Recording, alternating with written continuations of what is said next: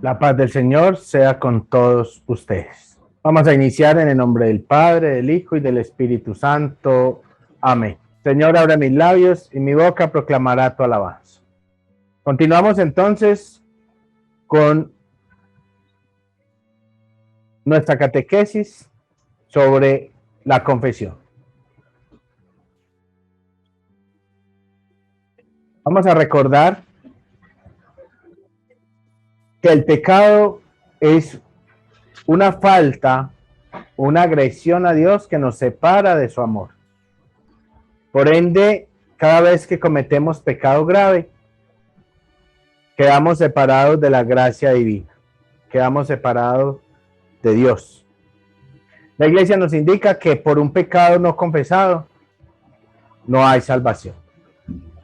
El pecado trae consigo dos consecuencias: la consecuencia de la culpa y la consecuencia de la pena. Esto lo podemos poder diferenciar de una manera más sencilla. Nuestra alma, digamos que es una hoja en blanco. Nosotros le hacemos un rayón con un lápiz y allí están las dos consecuencias, la culpa y la pena. Cuando nos confesamos, borramos el lápiz, borramos el rayón. Ahí borramos la culpa, la consecuencia de la culpa. Pero si miramos la hoja, queda con un tallón. Pues el alma queda con un tallón. Eso es lo que llamamos la pena. Es una consecuencia del pecado. Esas penas solamente pueden purgarse en el purgatorio o ganando indulgencias plenarias con nuestras oraciones, o como la iglesia nos ha indicado, ganar indulgencias. Por eso es indispensable saber cuál es el pecado grave, como lo dijimos la vez pasada, en la catequesis pasada. Ya conociendo nosotros el pecado grave, sabemos que nuestra alma quedó con dos consecuencias: la culpa y la pena. Que la confesión nos va a quitar la culpa, pero no nos va a borrar la pena. Entonces la pena tendremos que borrarla en el purgatorio o tendremos que borrarla ganando indulgencias en esta tierra por nosotros mismos. También podríamos ganar indulgencias por las almas del purgatorio, las que lograron llegar al purgatorio. Pero para lograr llegar al purgatorio es indispensable haber quitado la culpa. Si no se quita la culpa del pecado, no hay entrada al purgatorio. Y el purgatorio, recordemos que es la antesala del cielo. Es donde ya se borran las penas para poder pasar al cielo, porque nada impuro pasa al cielo. Entonces la iglesia dice, si tú tienes una culpa, no puede entrar al purgatorio. Es por eso que está el sacramento de la penitencia y también está el sacramento de la extrema unción, que es un sacramento del perdón de las culpas, no de las penas, porque muchas personas dicen, no, yo me confesé, yo voy derechito al cielo. No. Si no tienes culpas, vas al purgatorio y allí purgarás tus penas. Por eso se llama purgar las penas. Entonces, con claridad nos queda que cometiste un pecado grave, tienes dos consecuencias en tu alma: la consecuencia de la culpa y la consecuencia de la pena. Penas que puedes borrar con indulgencias, que eso es otro tema para poderlo abarcar, que cómo son las indulgencias. Pero en este caso nos interesa borrar la culpa. ¿Cómo vamos a borrar la culpa de nuestra alma, de esa hoja en blanco, que era una hoja en blanco? Es que nuestra alma quedó como una hoja en blanco el día del bautismo. El día del bautismo nos dejaron como esa hoja pura, blanca, sin consecuencias, ni siquiera con culpa ni con pena. Ese es el sacramento del bautismo, nos deja sin culpa y sin pena. Pero ya nosotros, con el libre albedrío, con nuestro uso de la inteligencia, con nuestro uso de nuestras capacidades y con el mundo que nos rodea, hemos manchado esa hoja, hemos manchado esa alma con la culpa y con la pena. Muy bien, entonces, ¿qué es ese sacramento tan importante de la confesión? Es importante por eso, porque sin ese sacramento no hay entrada al purgatorio, es decir, no hay entrada al cielo. No solamente eso, Jesucristo también pone como condición comerlo, comulgarlo, ¿cierto? También hay que comulgarlo. Pero para comulgarlo es necesario hacerlo en gracia de Dios. Entonces el sacramento lo que hace es borrar la culpa y ponernos inmediatamente en gracia de Dios. ¿Qué es la gracia de Dios? La gracia de Dios es estar a paz y salvo con la culpa, no con la pena, sino con la culpa. Es decir, Dios nos ha perdonado y por ende podemos consumir su cuerpo, el cuerpo de Cristo. Y consumiendo el cuerpo de Cristo estamos ahorrando el paso a la salvación. San Pablo nos indica, no podéis consumir a Cristo sin la gracia, porque quien consume a Cristo, quien come a Cristo en pecado, consume su propia condena. Es decir, la confesión va ligada estrechamente al sacramento de la comunión. Si usted confiesa, pero usted no comulga, no hay salvación. Si usted comulga en pecado, no hay salvación. Entonces, son los dos sacramentos que nos van a dar la vida eterna. Porque los otros ya nos dieron la iniciación en la vida eterna. Iniciamos nuestro caminar con el bautismo, confirmamos la fuerza del Espíritu Santo y la comunión y la confesión nos van a dar ese paso a la redención. Es importante saber que sin esos dos sacramentos no hay salvación. Eso lo tienes que tener muy en cuenta. Porque muchas personas viven alejadas por el pecado. Está bien pecar, porque Jesucristo vino por los pecadores. El problema no es pecar. El problema es no pedir perdón por el sacramento de la confesión. El problema es no borrar la culpa. La pena, pues la borrarás en el purgatorio. Pero el problema es no borrar la culpa. Y el problema es no estar en comunión con Cristo, es no comerlo. Muchas personas se tranquilizan, viven en unión libre y se tranquilizan porque viven bien. Y dice, Dios está conmigo porque vivo bien, porque yo escucho misa, porque yo rezo. Vamos a diferenciar ese Espíritu Santo que nos ayuda en este mundo. Ese Espíritu Santo que constantemente nos está ayudando, confortando y dándonos el aliciente con esos carismas, que los carismas son habilidades del Espíritu Santo. Es para este mundo. Pero dice Jesús, el Espíritu Santo los traerá a mí, ya para el otro mundo, porque yo soy el camino de la salvación. ¿Y los traerá a qué? A comerlo, a poder comulgar, a poder estar en comunión con Dios, con Cristo. Entonces ese Espíritu Santo, que es el mismo Dios con nosotros, nos lleva a la comunión con Él mediante el sacramento de la comunión. Pero para llegar a ese sacramento de la comunión y estar unidos a Cristo, es necesario quitar la culpa del pecado. Indispensable quitar la culpa. La pena la vamos quitando con las indulgencias o la pagamos en el purgatorio. Entonces la iglesia antiguamente nos enseñaba que cada pecado tenía cierta cantidad de pena.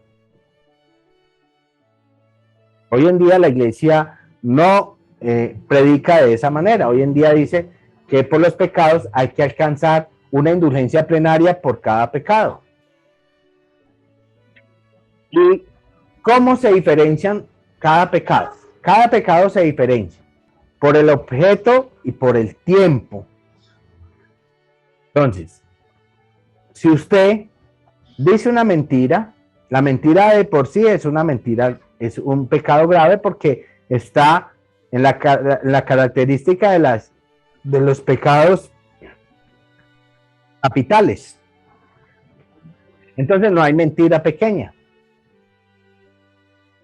Oye, no, es que yo dije una mentira piadosa. Esa interpretación de una mentira piadosa es una interpretación totalmente falsa. Porque la piedad es un don de Dios y es acercarnos a Dios. ¿Cómo una mentira puede tener piedad? Una mentira no tiene piedad. Y le dicen, una mentira piadosa. Así lo disfraza el demonio. Mentira con piedad de Dios. No, las mentiras no tienen piedad. Y por eso están en las 7 pecados capitales.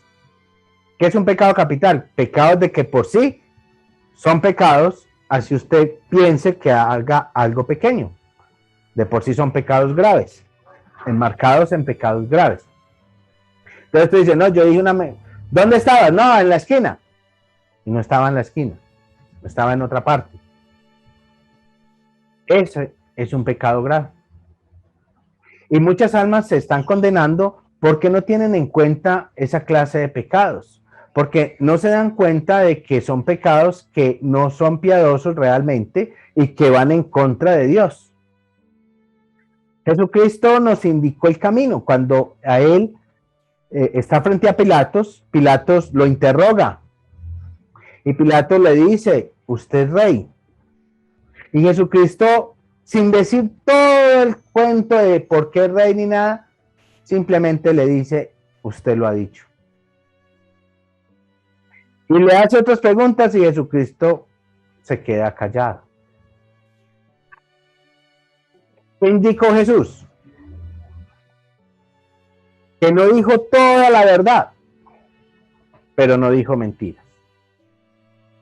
Entonces lo que nos indica el maestro es que si usted tiene una verdad que no quiere que sepan los demás, está obligado a no decir mentiras. Pero puede disimular la respuesta y no decir toda la verdad. Porque muchas personas abusan. Usted no puede decir mentiras. Tiene que decirme la verdad porque si no entra en pecado. Entonces usted está obligado a no decir mentiras. Pero no está obligado a decir toda la verdad porque hay parte de su intimidad. Entonces no dice toda la verdad. Le preguntan, le dice, usted contesta con inteligencia. Para eso está el uso de la inteligencia. Debe aprender a contestar con inteligencia. ¿Por qué me pregunta? ¿Por qué motivo quiere preguntar de eso? ¿Usted tiene hijos? Los hijos son del Señor. Los hijos son de Dios. Eso es una manera de no decir toda la verdad, pero no está diciendo ninguna mentira, porque todos los hijos son de Dios. Esa es la manera de salirnos del paso de aquellas personas que quieren meterse en la vida particular de uno, pero sin necesidad de decir mentiras. Teniendo en cuenta eso, sin decir mentiras, sin disfrazar la realidad. Dígame dónde estaba. Estaba en un lugar donde a mí me agrada estar. Sencillo. Contestó y no dijo mentiras. ¿Pero por qué me lo oculta? Porque yo tengo mi intimidad y solo Dios entra en ella. Así de sencillo es que hay que contestar. Y aprender a enseñarle a los demás, que deben respetar su intimidad y tú respetar la intimidad de los otros. Así sean las personas que viven contigo. Eso es parte del amor, el respeto a lo íntimo. Eso es parte del amor, eso, el respeto realmente. Por eso las personas casadas se les pregunta cuando se van a casar y ellos expresan para amarte y respetarte. Pero la mayoría de personas piensan que respetar es solamente no faltarle con otra persona, no cometer adulterio, no.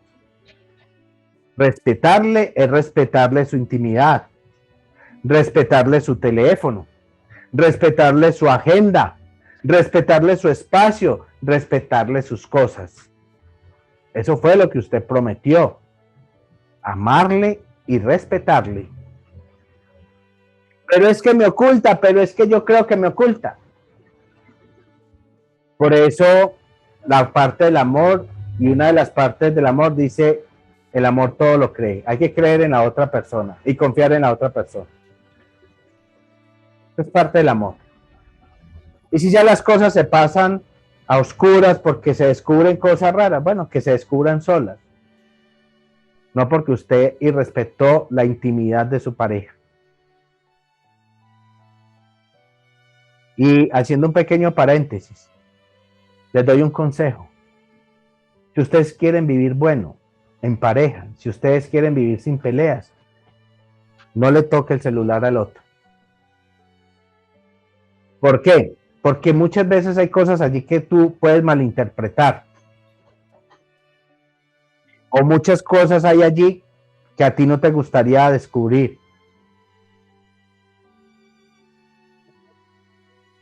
Hay que respetarle la intimidad a la persona y aceptar el amor que te están dando y brindar amor. Y si ya las cosas se descubren por otra forma, que se descubran, más no por interpretaciones ni abuso de la confianza que te da tu pareja. Las cosas íntimas hay que respetar, incluso sus objetos personales, incluso su escritorio, su mesa de noche. Son cosas personales que aunque nosotros compartamos la vida con ellos y queramos y los amemos mucho, la parte fundamental de esa promesa es el respeto. Es el respeto. Y eso, muchas personas abusan sobre eso. Y faltar a esa promesa es pecado mortal. Eso es lo que muchas personas no lo conciben tal como pecado. Pero yo faltar a la promesa que hice en el matrimonio, puedo faltar de muchas formas. La promesa del matrimonio es amar y respetar y hacerlo todos los días de la vida.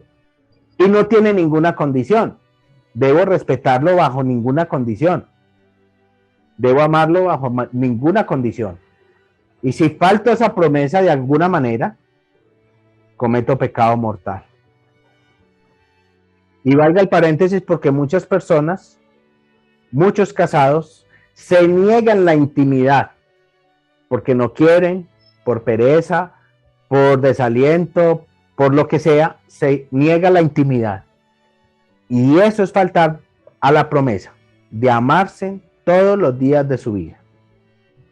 Entran en pecado mortal. Y casi nadie lo confiesa. Casi nadie pide perdón y borra la culpa por negarse a su esposo. Estamos hablando del matrimonio sacramental. Cuando yo hablo de parejas, hablo del matrimonio sacramental. Los que viven sin sacramento están en pecado mortal por desobediencia a la iglesia, porque no han adquirido el sacramento del matrimonio.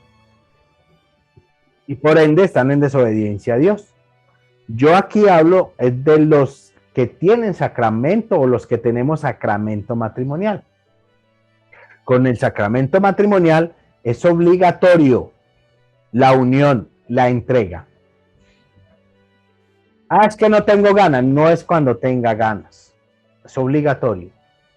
Y San Pablo, en la primera carta de los Corintios, en el capítulo 7, nos indica que es obligatorio, que esa obligación no se puede negar para que no entre Satanás y los tiente. Pero ¿en qué los tienta Satanás? En que se niegan la obligación, reciben la consecuencia de la culpa y la pena y no borran ni la culpa ni la pena porque no lo confiesan.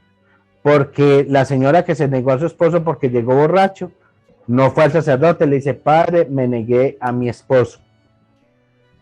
Le pido perdón a Dios porque falté a la promesa matrimonial. Es que está faltando a la promesa matrimonial.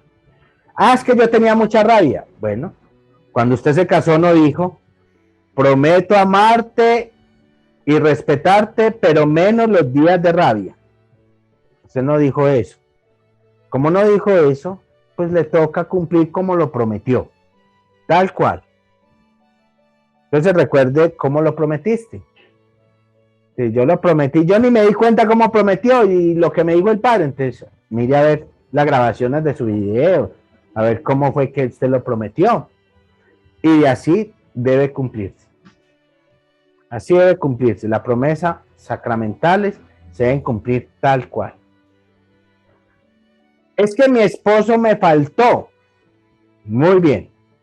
Si tu esposo te faltó y te puso los famosos cachos, entonces tú tienes, antes de separarte, tienes que hablar con tu párroco y decirle, padre, me pasó esto, me voy a negar a mi esposo. ¿Será que entro en pecado o no entro en pecado?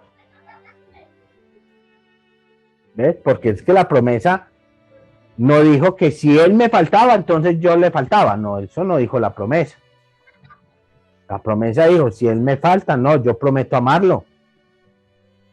Y no se pusieron la condición.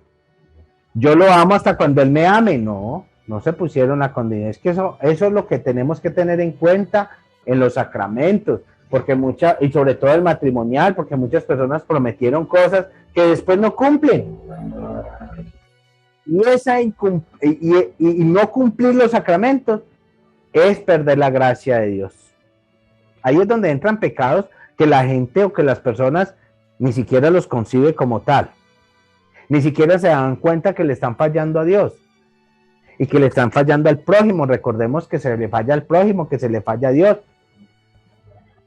Entonces no se dan cuenta de eso.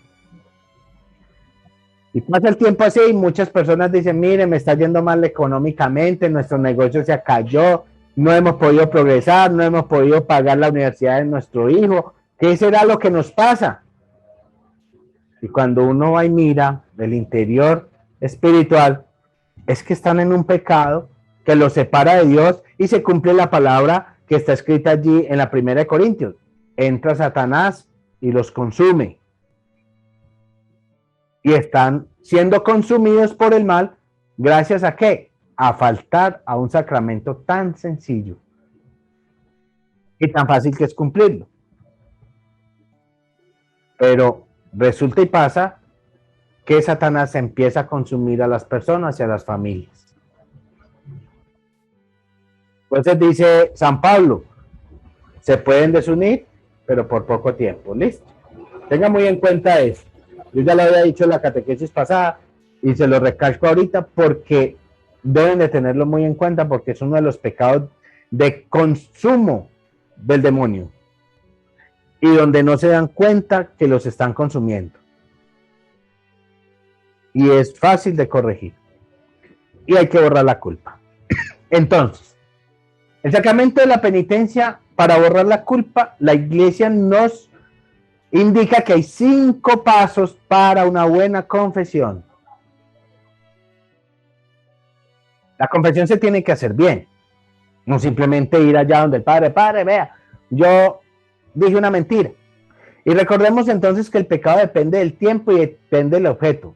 Entonces, si usted dijo la mentira, le preguntó, llegó a la casa y le preguntó a su esposa, ¿usted dónde estaba? No, estaba por allí haciendo una vuelta con unos papeles. Y mentira es que estaba jugando billar. No le quiso decir a la esposa. Entonces el hijo le dice, papá, ¿usted dónde estaba? No, estaba haciendo una vuelta con unos papeles. Ya no le quiso decir al hijo. Es la misma mentira, pero son 2 personas diferentes y son 2 tiempos diferentes. Entonces son 2. No se vaya a confesar 2 pecados con la misma mentira. Usted no puede ir a confesar y decir, padre, yo dije mentiras. Mentiras dice todo el mundo. Usted tiene que decir, yo le dije mentiras a mi esposa. También le dije mentiras a mi hijo. y empezar a diferenciar el pecado tal y cual lo cometemos. Necesitamos que lo identifique. Bueno, pero es que sería leír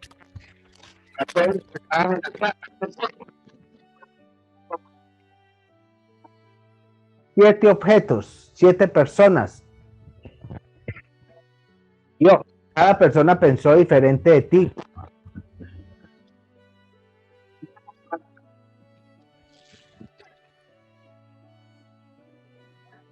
Eso es lo que tenemos que tener en cuenta. El pecado depende también si lo dije.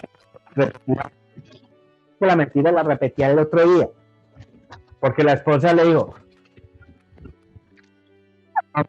¿dónde está? Ah, que está por allá. Volvió a pecar. Sí, es la misma esposa. Pero ya cambió el día, ya cambió el momento. Volviste a pecar, ya súmele otro más. A 7 que les dijo mentiras ahí que estaban sentados, a su hijo 8 y al otro día volvió y le dijo a su esposa 9 pecados con una sola mentira. Por eso es que el Señor dice que es muy difícil llegar al reino de los cielos. Porque muchas personas no saben esto. No saben que nosotros tenemos que mirar el pecado tal cual. Si cambió de lugar, si cambió de objeto, si cambió de momento. Hasta a mí me dio rabia con mi esposa y ahí estaba mi hijo. 2 pecados con la misma rabia. 2 pecados de ira. ¿Cómo se confiesa? Padre, tuve ira con mi esposa y al momentico o en el mismo momento también tuve ira con mi hijo. Son 2 pecados y 2 pecados que te marcaron la pena. No solamente te dieron la culpa, sino que esos 2 te marcaron la pena. Por cambiar de objeto. Por cambiar de momento. Entonces, mucho cuidado. Ténganlo muy presente porque en los 5 pasos tienen que tener muy presente esa manera de cómo uno peca. Ahora, vamos a los 5 pasos que la iglesia nos indica para una buena y sana confesión y sobre todo completa. Porque la mayoría de personas hacen la confesión incompleta y hacerlo incompleta no sirve. Es como si no hubieses hecho nada. Entonces dice, yo siempre me confesaba y le decía al padre, ya, digo mentiras, soy desobediente y ya, eso no sirve.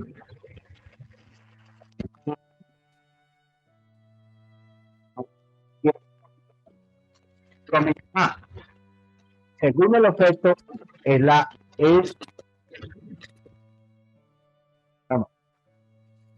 según con quien se cometa el pecado, así también es la culpa y así también es la pena. No se comete con tu mamá, es más grave que cometerlo con una persona desconocida.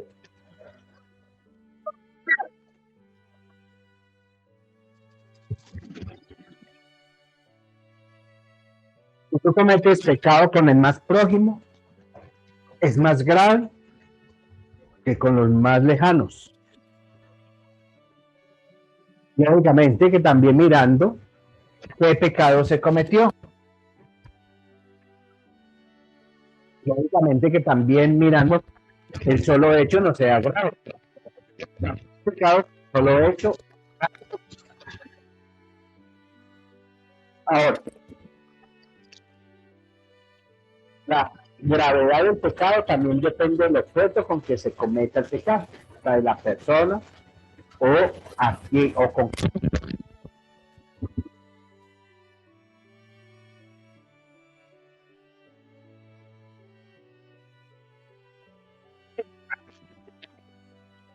Primer paso.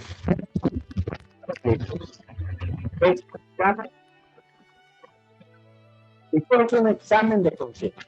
Un examen de conciencia es exactamente mirar, repasar el tiempo, recordar bien Lo que en la conciencia hicimos, lo que con conciencia pecamos, quiere decir que el pecado, si no tiene conciencia, no es pecado, porque si usted no tiene conciencia de haber metido en un pecado, ah, es un niño peca.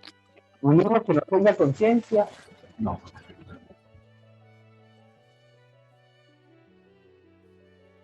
Pero normalmente los niños desarrollan su conciencia a 2 años, normalmente.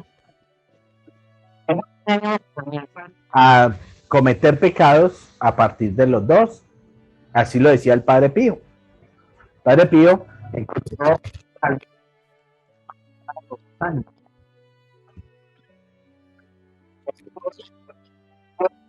ciencias que se desarrollen a esa edad. Puede que se desarrollen más adelante, y que tengan conciencia de lo que están haciendo. Pero hay casos donde hay niños que desarrollan una conciencia por 2 años. Entonces, el pecado comienza cuando la conciencia actúa, cuando conscientemente sé que estoy haciendo algo malo. Ahí comienza el pecado. Entonces, bueno, pues, la primera comunión y la confesión, antes de los 10 años, entre los 9 y los 10 años, como está indicado aquí en Colombia. Y no quedarse sin primera comunión por allá ni confesión toda la vida. Bueno, ya cada quien sabrá si salva su alma o no, pero tiene que tener cuidado cómo son los pasos para salvar el alma. Entonces, examen de conciencia. Lo que examinamos es qué hicimos nosotros conscientemente que fue malo, tanto para el prójimo, tanto para Dios, como para nosotros mismos. Una manera muy fácil de ayudarnos al examen de conciencia nos indica que debemos hacer un examen de conciencia todos los días. Antes de acostarnos, debemos repasar el día y decir, yo cometí pecado mortal con tal persona, cometí pecado con tal otra, cometí pecado con esto, repetí el pecado, y llevar un apunte, porque muchas personas, si no anotan, al otro día ya se olvidan. Entonces es bueno llevar un apunte, apuntar y decir, bueno, esto, anotarlo, y esto fue lo que hice hoy. Hacer un acto de contrición en las noches. Pero primero un examen de conciencia. Concientizarnos de lo que cometimos y tenerlo listo y copiado. Bueno, ya los tenemos ahí preparaditos, lo que vamos haciendo cada día. No dejen llenar mucho tu alma de pecados para confesarse, ¿no? La idea es que puedas adquirir la gracia de Dios lo más seguido posible. Entonces le preguntan a uno, ¿y cada cuánto me confieso? ¿Cada cuánto lava usted su camisa? Es de la manera. Lógicamente que hay personas que duran con la misma camisa sin lavar hasta un mes. Pero una persona decente, cada vez que se ensucia su camisa, la lava. Otras personas, pues no, la dejan ahí 2 o 3 meses cuando la camisa se para sola, camina sola. Puede pasar. Entonces, pero en este caso con el alma es lo mismo. Cada cuánto la vas a limpiar, cada cuánto le vas a limpiar la culpa,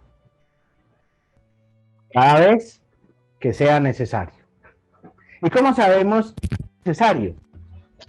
Cada vez que tenemos pecado. Es necesario limpiarla, ¿por qué? Porque si llega el momento y te pasa, debo hacer salvación.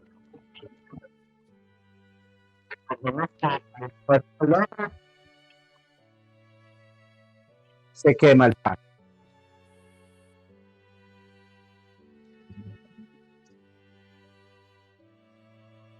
Muy bien, entonces tenemos allí que hacemos el examen de conciencia todos los días y vamos anotando nuestros pecados diarios. Lo vamos llevando en una listica.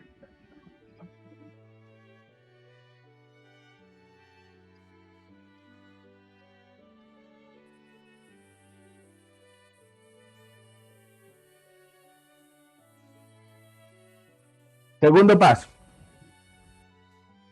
dolor de contrición. El dolor de contrición, que nos indica la iglesia, es un acto total de arrepentimiento.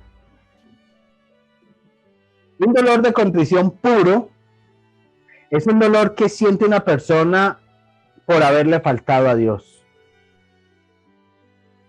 Siente tristeza espiritual de perder su alma.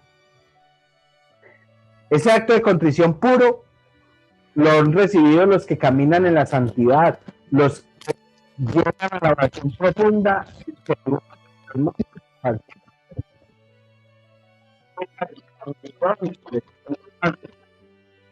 Pero nosotros podemos hacer un buscar puro sabiendo que le faltamos a Dios. Usted está perdiendo un... Es el acto de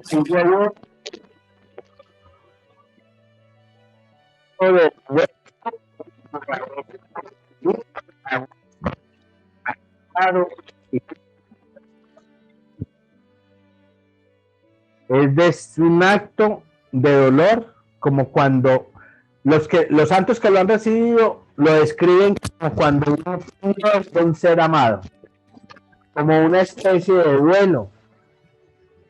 Es un dolor así que duele el alma, que hace llorar. Un verdadero acto de contrición puro lo sienten o lo han recibido los grandes santos así. No le falla.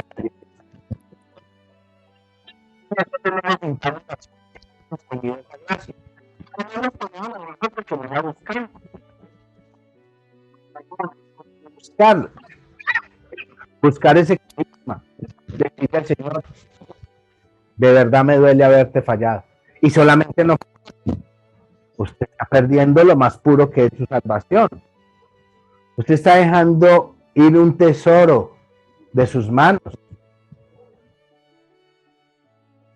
Entonces, así no hagamos un acto de contrición puro, por lo menos intentemos hacer un acto de reconciliación, un acto de vergüenza con Dios, al menos que nos corra un poquito de vergüenza por la cara y que le digamos al Señor, de verdad te fallé y de verdad la embarré, soy una embarrada, porque es a Dios a quien se le pide. Empecemos a hacer ese acto de humildad, porque eso es un acto de humildad. La confesión siempre es un acto de humildad. Es un acto donde nosotros reconocemos el poderío del Señor, su poder para perdonar, pero su poder para condenar. No hagamos la confesión por miedo a ir al infierno, no. Hagamos la confesión por miedo de ser separados de Dios. Ir al infierno. En el infierno hay muchos que te pueden acompañar. Pero que no vas solo si te vas. No. Miedo de perder a Dios. Dolor de perder tu salvación. Por eso se confiesa. Y el acto de contrición es ese. Es reconocer plenamente que le fallé a Dios. Y que Dios lo ve todo y que no hay manera de mentirle. Y que ese ser tan noble y tan bueno que todo nos lo da, le hemos fallado. Eso es un acto de contrición. El tercer paso que nos indica la iglesia es la confesión de boca. Quiere decir que lo debemos hacer sacramentalmente ante el sacerdote. Y aquí hay mucha polémica, porque muchas personas que no nos van a decir, yo no le voy a contar los pecados a otro pecador. Un pecador que yo no le voy a contar lo mío a una persona de esas. Es un error grave. Porque Jesucristo le da el poder de perdón, el Espíritu Santo, el poder de perdonar. Dice, ustedes perdonen en la tierra, yo lo perdono en el cielo. Y lo que ustedes no perdonen, yo tampoco lo perdono. Les dio una investidura de perdón. Es lo mismo como un juez en el mundo. Los jueces en el mundo no son las personas más correctas, ni santos, pero administran la ley. Y por corrupto sea el juez, imparte justicia. En nombre de la nación, imparte justicia. Y nada que hacer. Porque el día que un juez te condene, te condenó. Y a la cárcel vas a dar. Pero es que el juez es corrupto, que se dejó comprar, que como sea, pero a la cárcel vas a dar. Como tiene vuelta de hoja.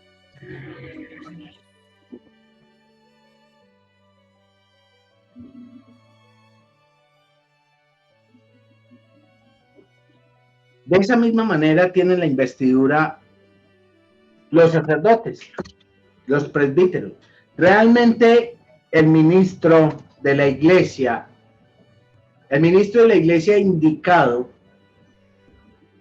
para la confesión es el obispo, que es el sacerdote en pleno. Pero el obispo ha delegado y ha dado autoridad a los presbíteros, a quienes conocemos hoy en día que le decimos sacerdotes, padres, presbíteros. Tienen autoridad sobre ciertos pecados, no sobre todos. Por ejemplo, los pecados de excomunión, que ese es el próximo catequesis que vamos a ver cuáles son los pecados de excomunión, cuáles son los pecados enmarcados como graves y cuáles son los pecados enmarcados como leves. Pero, por ejemplo, los pecados de excomunión, los presbíteros no pueden confesar. Lo debe hacer el sacerdote pleno, que es el obispo. Los presbíteros tienen autoridad para confesar hasta ciertos pecados. Lastimosamente, muchos presbíteros no respetan esta ley y no la hacen cumplir, porque creen que tienen autoridad para todos los pecados, pero los presbíteros, si algún presbítero me escucha, es bueno que se acuerde que no tiene autoridad para confesar todos los pecados, y menos los de excomunión. Porque el presbítero es un ayudante del ministro principal, que es el obispo. El ministro principal de la confesión es el obispo, porque los sacramentos tienen un ministro adecuado para poderlo ejercer. Y el ministro de la confesión, el ministro de la iglesia que debe confesar, es el obispo. Pero delega en los presbíteros que confiesen hasta cierto límite de pecado. Entonces, la confesión de boca es ir allá. Entonces, es una autoridad de Cristo, porque Cristo le dio la autoridad y la investidura a la iglesia para que hiciera eso. Y le dijo, lo que ustedes perdonen, yo lo perdono. Lo que ustedes no perdonen, yo tampoco lo perdono.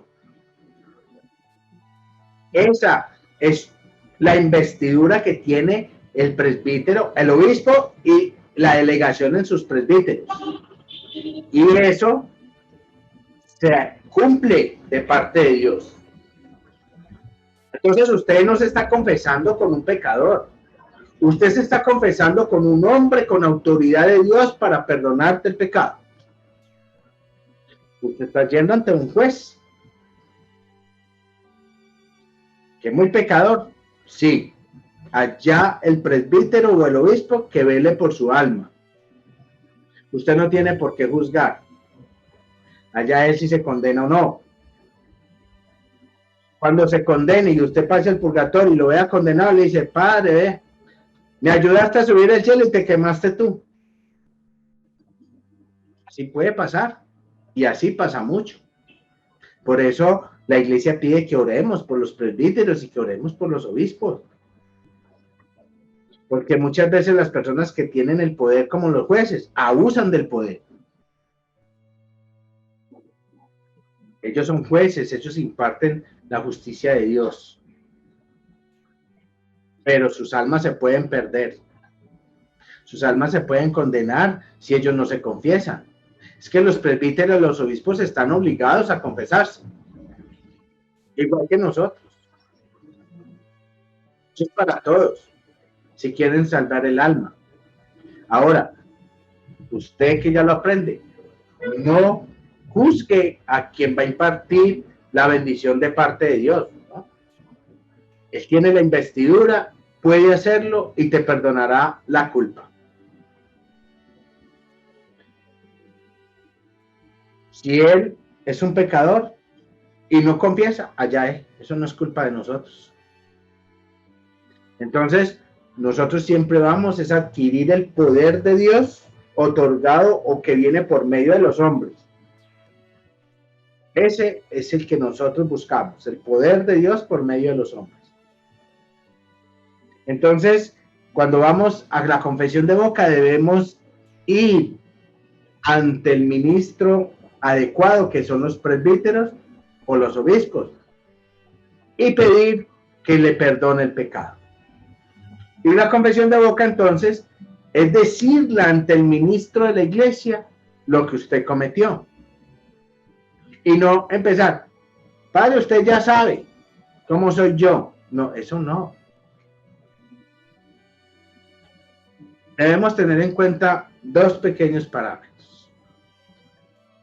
La iglesia pide que nunca te confieses con un ministro que sea familiar. Es decir, si tú tienes un hermano presbítero, no te confieses con él. Eso pide la iglesia. Hasta el segundo grado de afinidad. Que el laico o el que se va a confesar o otro sacerdote no se confiese con un familiar. Porque eso le da sanidad al sacramento y al cuerpo. Segundo, que cuando te confieses digas todos los pecados.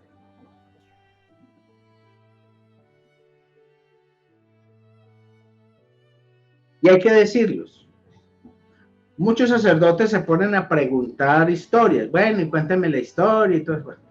La idea no es esa, porque eso ya sería un diálogo con un director espiritual. Eso ya sería una dirección espiritual. La confesión es solamente decir los pecados, los que tenía anotados, los que anotó por allá en su agenda. Digo, bueno, yo confieso esto, yo confieso la mentira con mi mamá, confieso la mentira con mi papá, confieso la mentira con mi hermano. Era la misma mentira, pero la confiesa por todos. Eso es la confesión. Decirle al ministro y expresarle al ministro el pecado que anotó. No contar la historia.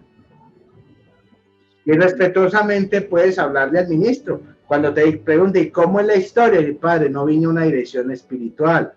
Vine a una confesión. ¿Ves? Y usted tampoco empezar a contar historias allá. ¿No? Usted va a ir a decir solamente los pecados que cometió. Si usted necesita una dirección espiritual, entonces pídele cita al sacerdote o a tu director espiritual y diga, mire, yo necesito que me oriente en esto y en esto. Ya es diferente. Las confesiones no son para contar historias tristes o historias tratando de justificarse por el acto. Porque muchas personas dicen, no, padre, es que yo me le negué a mi esposo, pero es que ¿quién se aguanta a mi esposo todo borracho, con ese olor a tufo, con eso, todos, imagínese, padre, que se fue con unos amigos? Es como justificando el pecado. El pecado no tiene ninguna justificación, solamente la justifica Cristo. Nosotros no tenemos por qué justificar nuestros actos. Eso lo justifica Cristo y es el único que nos va a condenar o a salvar. Entonces nosotros lo que tenemos, la responsabilidad que tenemos, es ir a decirle a Cristo cuál fue el pecado que yo estoy reconociendo, porque ya lo reconocí en un acto de contrición. Ahora simplemente el paso es decirlo ante el ministro de la iglesia. Sin justificar el acto. Mentí y punto. Padre, es que me tocó mentir porque si yo no miento, entonces se me va a volver una fiera a mi esposa. Es como justificando tu pecado. No justifiques tu pecado. Tu pecado fue pecado y punto. No hay forma de justificarlo. Entonces hay forma de pedir perdón. Y vas a pedir ese perdón.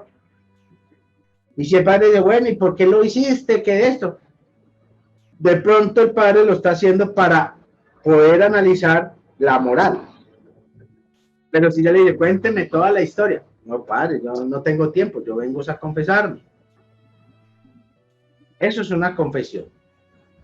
Y tampoco llegues allá a contar historias tristes, a llorar y hacer llorar al padre. No. Usted va a ir es a pedirle perdón a Dios. Si necesita una dirección espiritual, dígale, padre, yo necesito una dirección espiritual. ¿Cuándo me da una cita? Eso es diferente. Eso es diferente. Debe decirlo todo. Todo. Los pecados hay que decirlos todos.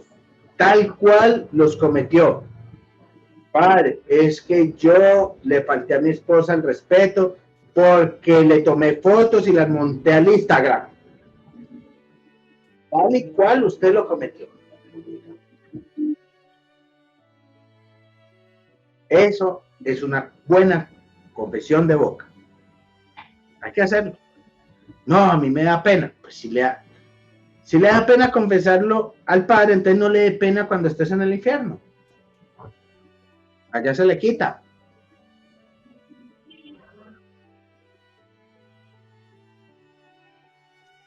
Hay que hacerlo. Entonces, ¿para qué cometió? Pues no le dio pena, pues no le dio pena cometer el pecado, pero sí le da pena decirle a Dios que ya lo sabe. Es que Dios ya lo sabe. Dios lo que está haciendo es que usted tenga un acto de humildad y se lo reconozca. Dios ya lo sabe y ya le tiene a usted la listica. Y cuando usted llegue allá se acordará que ya le tiene todo listo. Pero él lo que quiere es que usted tenga un acto de humildad y le diga, Señor, te fallé. Señor, perdóneme. Eso es todo lo que él quiere, porque ya sabe lo que usted hizo. Antes de que usted lo hiciera, ya lo sabía. Y ya se la tiene allá anotadita en el libro de la vida. Hay que borrarlo, acuérdese la hoja, hay que borrarla. Bórrela. Y después la penitencia. Esa es la confesión de boca. Confiando realmente que ese ministro tiene autoridad para perdonar de parte de Dios, no de parte de él, de parte de Dios el pecado. Es una investidura. Así sea un pecador empedernido. No importa. Si le tocó confesarse con el sacerdote que estaba de turno confesor y era el borracho del pueblo, no importa. Confiésese que él ahí tiene autoridad de Dios para perdonar tu pecado. Allá él con sus culpas, allá él con sus penas. Eso es cosa de él, no cosa de nosotros. El cuarto paso. El propósito de enmendar. Hay que hacer propósito de enmendar. Tiene dos partes. Uno, el propósito de no volver a cometer el pecado, con la ayuda de Dios, lógicamente, pedir la ayuda de Dios para no volverlo a cometer. Y el propósito de recuperar lo dañado, es decir, de enmendar el daño que hice. El propósito de enmienda tiene dos funciones. Enmendar lo que hice, tratar de enmendarlo, tratar de corregirlo, y el propósito de no volverlo a hacer. Porque cuando nosotros tenemos un pecado repetitivo, nos ha dicho que se llama el pecado de contumacia. Y la contumacia es un pecado grave. La contumacia es un pecado de repetir, repetir y repetir y volver una costumbre el pecado. Por eso se llama así. Contumacia, como costumbre. Se vuelve una costumbre. Y el padre otra vez confesando de lo mismo. Otra vez confesando de lo mismo. Va a pasar a la contumacia. Y la contumacia es un pecado de excomunión. Así lo calificó el Papa. Si usted no hace propósito de enmienda y otra vez lo mismo, y otra vez lo mismo, y otra vez lo mismo, va a entrar en un pecado que se llama contumacia. Y le va a tocar confesarse con el obispo. Porque si el sacerdote dice, no, hermano, usted no quiere corregir eso, yo no le puedo absolver. Si el sacerdote le dice eso, usted le va a tocar pedir la absolución a su obispo. Porque hay que tener propósito. Usted puede decir, no, yo sí me propuse. En una semana robaba todos los días. Hoy en día robo los jueves y robo los viernes. Listo. Ya hay un propósito de no volverlo a hacer. Ya se está caminando en el propósito. No, es que robaba todos los días por la noche. Hoy en día robo por la mañana y por la noche. ¿Qué es eso? Ahí no hay ningún propósito de cambio. Ahí no hay ningún dolor de Dios. Ahí realmente no te está doliendo faltarle a Dios. Usted lo está cogiendo como una costumbre. Entonces el moralista, que es el sacerdote, te va a regañar, te va a decir, no, esto es una costumbre. ¿Cómo lo voy a perdonar a toda hora si estás acostumbrado a eso? El propósito es de enmendar, de no volverlo a hacer, o con la ayuda de Dios de no hacer, de hacerlo menos, de ir faltando menos. Esa es la idea del propósito de enmienda, es la primera idea. La segunda idea del propósito de enmienda es reparar el daño que usted hizo.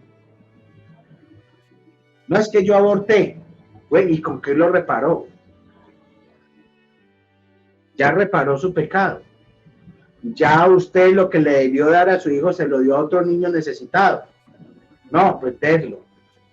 Ayúdele a un niño necesitado, ya que usted rechazó el suyo. Eso es enmendar. Eso es enmendar el daño hecho.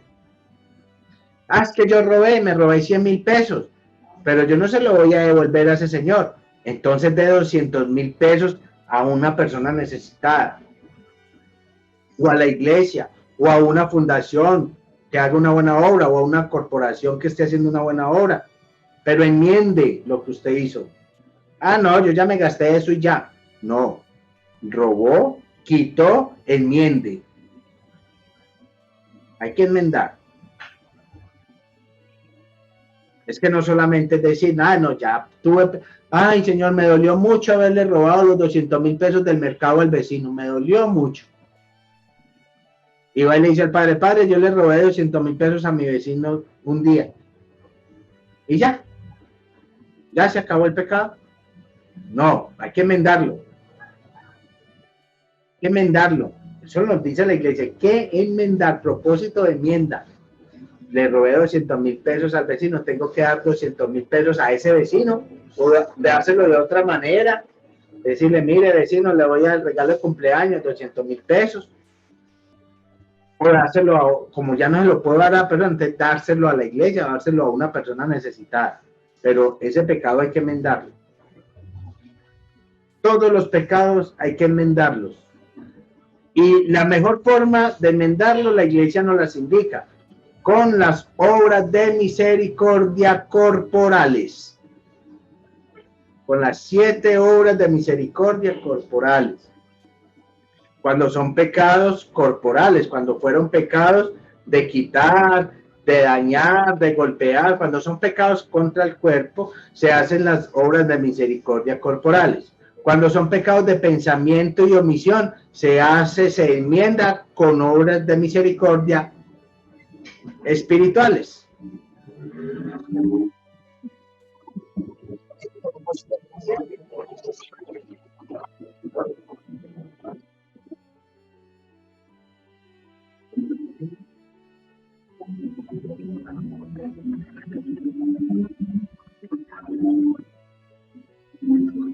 Cuando las obras, cuando nuestro pecado es corporal, grave, enmendamos con obras de misericordia corporales.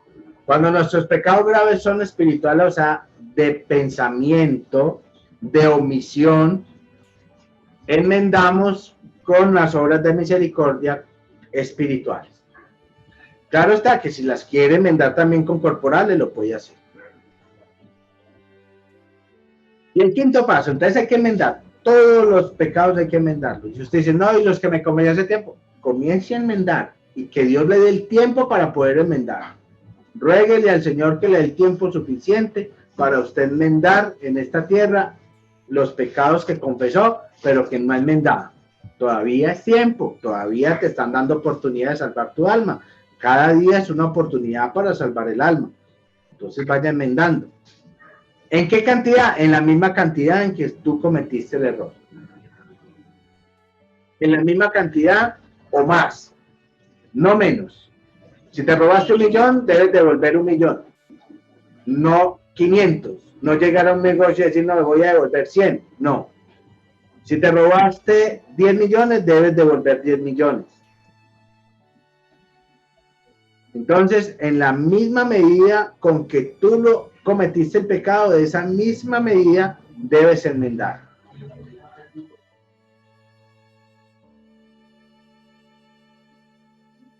Por eso leí el ejemplo del aborto. Si usted negó a un hijo, pues ayude a otro. Ay, ¿y cuánto tiempo lo ayuda? ¿Cuánto tiempo se ayuda a un hijo? Esa es la respuesta. Si ese niño hubiese nacido, ¿usted cuántos años lo hubiera ayudado? ¿Un día? ¿2 días? ¿Un mes? ¿2 meses? ¿O 20 años? ¿O toda la vida? Eso ya está en su corazón. Usted tiene que enmendar cuando cometiste aborto, enmendar con ese daño. Enmendarlo. Yo voy a estar pendiente de un niño cada añito y le voy a ayudar con la pensión y le voy a ayudar. Muy bien, excelente, así se enmienda. No, es que no tengo con quién hacerlo. Entonces hágalo con una corporación, con una iglesia, con una fundación. Y cada mes vaya a aportar lo que, o cada 6 meses le voy a aportar algo a la iglesia porque estoy enmendando lo que dejé de darle a mi hijo. Bien. Y el quinto paso es la penitencia. La penitencia, el confesor impone una penitencia, pero muchas veces uno queda como flojo con esa penitencia. Entonces, la penitencia es buena, que usted se autoimponga penitencias reales, que valgan la pena. El confesor le dice, no es un Padre Nuestro, esa es la penitencia que te impuso el confesor. Pero también hay que hacer penitencia por su alma y decir, hombre, yo creo que haberle hecho daño, haberme robado la plata del mercado a mi vecino y a poner a esos muchachitos a aguantar hambre, hombre, yo creo que con un Padre Nuestro no quedo yo penitenciado. Y hacerlo a conciencia, decir, bueno, yo creo que voy a hacer una penitencia un poco más fuerte, que realmente me duela haberle faltado a Dios. Hay muchas clases de penitencia. El Padre Nuestro es la oración penitencial por excelencia. Entonces se puede hacer varios Padres Nuestros, digamos 50 Padres Nuestros después de una confesión de boca. Ya hice mi propósito de enmienda y entonces usted se confiesa y es el propósito. Yo me voy a proponerme enmendar. Hombre, con la ayuda de Dios y pedirle y rezarle a Dios de que me ayude con sus ángeles a no pecar tanto en ese pecado. Y segundo, voy a reponer. Prometo hacer tal cosa para reponer ese pecado. Entonces hace su promesa de reponer. Prometo tal obra de misericordia para reponer esos pecados. Ahora, la penitencia, entonces usted dice, como fueron tan graves, como fueron tan malos, como hice tanto daño, entonces yo voy a ponerme una penitencia un poquito más que valga la pena. Voy a ponerme un ayuno, entonces dice un ayuno medio, no desayuna, no almuerza, come después de las 3 de la tarde. El desayuno puede reemplazarlo con un vasito de agua, un pan pequeño. El almuerzo con un vasito de agua, un pan pequeño. Tomar agua en el día, si no aguanta. Y la comida que usted deja de comer hay que darla a la iglesia o a una persona que no sea familiar y necesitada. O regalar la comida en especie, también lo puede hacer. O el valor de su desayuno y su almuerzo, o en especie, regalarlo. También lo puede hacer. Entonces, ese es el ayuno. Puedes penitenciar haciendo peregrinaciones.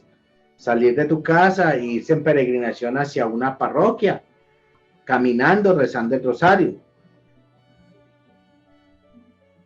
Esa es una peregrinación, por lo menos de 1 hora de camino, por lo menos de 1 hora de camino. Ah, que yo voy a peregrinar a otra ciudad, pues irse en su automóvil o en su vehículo o en el bus o en el avión, rezando el rosario, rezando el rosario. Hay muchas personas que dicen, yo voy a ir a peregrinar a la Virgen de Guadalupe. Y se van bebiendo, tomando cerveza. Llegan al hotel a beber. Eso no es una peregrinación, eso no es una penitencia, eso es un paseo. Deben de empezar ustedes a diferenciar qué es peregrinar y qué es pasear. Si se va a ir en peregrinación, en penitencia, debe ir rezando constantemente hasta el lugar donde fuiste a penitenciar. Ah, es que yo me fui a visitar a la madre Laura y se fue en una chiva con un montón de amigos y poniendo música. Te vas de paseo, usted no va peregrinando a ninguna parte. Eso no te sirve de penitencia. Bueno, visitó la tumba de la madre Laura, pero no te sirve de penitencia. ¿Por qué? Porque para ir a penitenciar hay que ir rezando.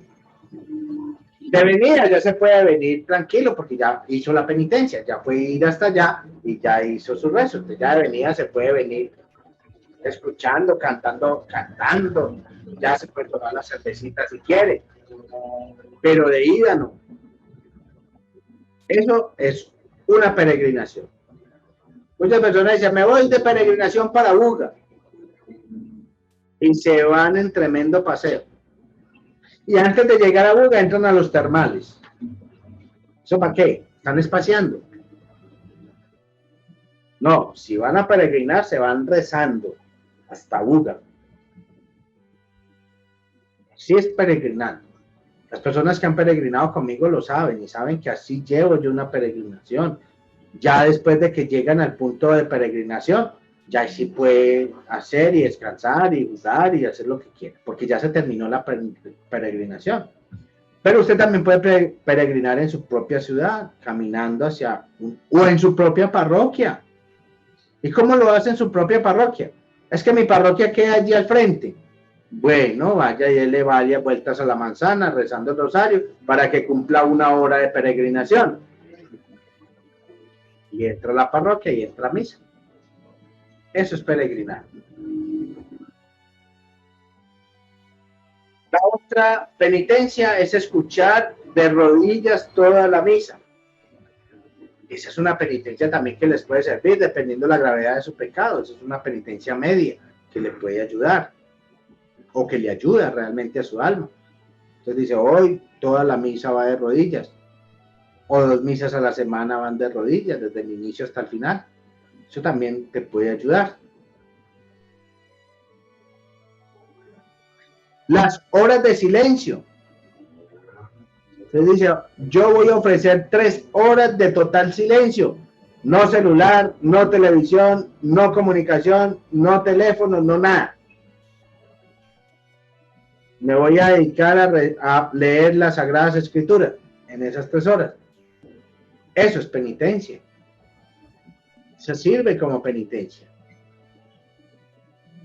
Ah, yo no puedo con 3 horas. Bueno, una. Te sirve. 1 horita de penitencia. Te sirve para una confesión bien hecha. Ahora, si ya puedes guardar el silencio todo el día, muy bien. Pero no se me les ocurran, mis señores casados, poner como penitencia, no voy a tener relaciones esta semana. Nada, eso no. Eso es antes un pecado más grave. Eso no es penitencia. No entra como penitencia. Eso es un pecado más grave todavía. Muchas personas confunden eso. Dicen, no, es que hay que hacer penitencia. Entonces, como estamos en retiro espiritual, las parejas no pueden tener relaciones. Si no son casados, no. Bien, sepárenlos. Y bien lejos. Pero si son casados, uniditos, en la misma habitación. Porque son esposos. Eso es lo que debemos entender. Eso no entra como penitencia. Y hay muchas personas que confunden esa parte de la oración y ponen eso como penitencia y eso no se puede en un casado. Que yo en unión libre, listo, como penitencia, 1 año sin relaciones sexuales. Excelente. Eso sí es penitencia. Y le hace bien al alma. Pero si son casados con sacramento, no. No se puede hacer. Ni lo intenten hacer, porque Satanás los consume. Entonces, ya teniendo ese parámetro de penitencias, usted en el 5º paso puede elegir penitencias así para ayudarse con su alma. Usted mismo se ayuda con su alma. El silencio es una de las penitencias más bonitas que hay y es una de las más difíciles de alcanzar o de hacer.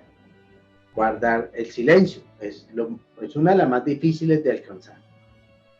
Pero se puede, y precisamente por penitencia.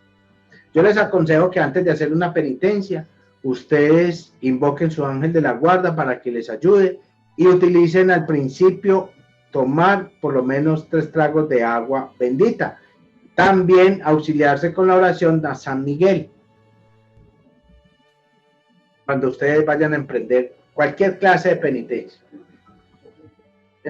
Este ángel de la guarda y San Miguel les ha de ayudar para que no sean tentados dentro de la penitencia, porque muchos empiezan la penitencia pero no pueden hacerlo. Y es porque no están en compañía de su ángel de la guarda o la protección de San Miguel Arcángel. También les recomiendo hacer la oración a San José del Papa León XIII, para que la penitencia usted la pueda hacer muy bien.